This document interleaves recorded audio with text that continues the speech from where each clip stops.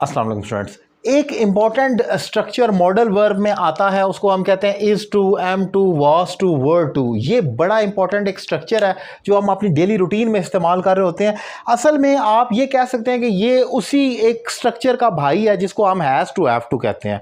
Has to, have to, had to, या आप कह लें is to, am to, was to, were to, same है।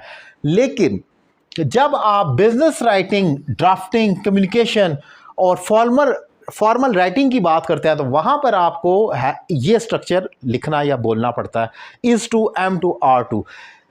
इसकी आम तौर पर उर्दू आइडेंटिटी कोई भी काम करना है, नी है, ने है जैसे बनती है। कोई काम जो आपको करना है ये ड्यूटी को शो करता है। प्रेजेंट की अगर होगी तो इज टू, एम टू है, और अगर पास्ट है तो वाज टू, वर टू है। उससे काम करना है तो मैं कहूँगा ही इज टू वर्क।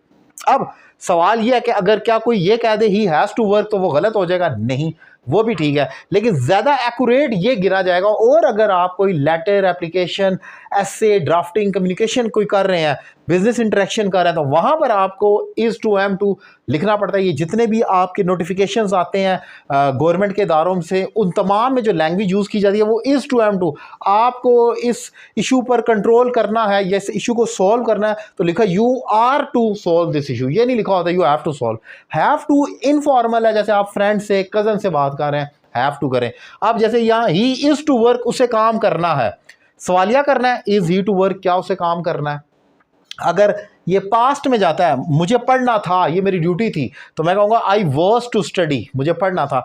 और सवालिया करना है वाज आई टू स्टडी, क्या मुझे पढ़ना था?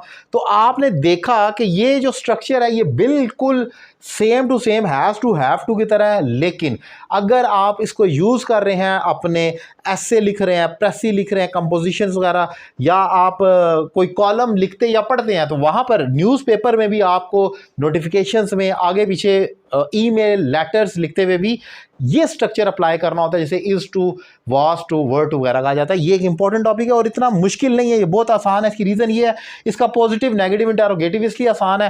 ही इज़ टू वर्क, और जैसा कि इंग्लिश का एक असूल है, is he to work, he is not to work. आपने इंटरोगेटिव करना है, हेल्पिंग वर्ब शुरू में लें, नेगेटिव करना है, उसी के साथ नॉट का एडिशन कर दें। सो ये एक टॉपिक है, बहुत इंपॉर्टेंट है, बहुत कॉमन है, जो मैंने डिफाइन किया। एक फिक्रे को कितने अंदाज से आप कह सकते हैं, यही आपकी राइटिंग का चार्म है। अब मिसाल के तौर पर मैं कहता हूं उसे काम करना है, ही इज टू वर्क, ये नंबर वन है, एक्यूरेट ये है। He has to work, less accurate वो भी है। He is suppose to work, फिर उससे लेस एक्यूरेट है, गलत नहीं है, ये सारे ठीक हैं। He is suppose to work, he needs to work भी ठीक है। लेकिन अब हम कैटेगराइज जब करते हैं कि एक फिक्रा कितने तरीकों से कहा जाए और बेस्ट क्या है, तो इसको अगर कहना है तो पहले नंबर पर best is to, am to का स्ट्रक्चर है जो मैंने डिफाइन किया। इंपॉर्टेंट टॉपिक था, मैंने शॉर्ट टाइम में टू द पॉइंट डिफाइन किया। उम्मीद करता हूँ लेक्चर आपको पसंद आएगा। अपनी राय का इज़हार करें, और ऑनलाइन क्लासेस के लिए मेरा नंबर आपकी स्क्रीन पर मौजूद है। एक रीजनेबल फी पे कर आप मुझे ज्वाइन कर सकते हैं और घर बैठे अपनी इंग्लिश में एक ज़बरदस्त इंप्रूवमेंट ला सकते हैं। Thank you very much.